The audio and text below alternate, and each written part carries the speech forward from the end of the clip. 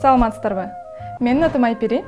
Мен сиздерге бүгүн психологиялык ден соолукту сактоонун жолдорун айтып берем.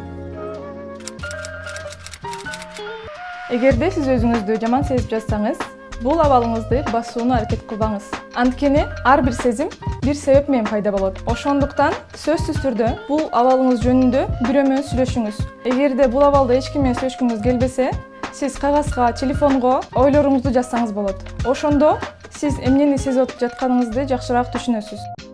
Сак денеде сергек акыл деген сөздө айтылгандай, сиз эгерде спорт менен машыксаңыз, мээде эндорфин, серотонин гормондору бөлүнүп, сиз өзүңүздү жакшы сезип каласыз. Спорт менен машыгууну жакшы көрбөсөңүз, өзүңүздүн энергияңызды башка нерселерге бурсаңыз болот. Мисалы үчүн, ыр жазыңыз же сүрөт тартыңыз. Жана акыркысы, эгерде өзүңүздү абдан эле жаман сезип жатсаңыз, сөзсүз түрдө психологко кайрылыңыз. Сак болуңуздар.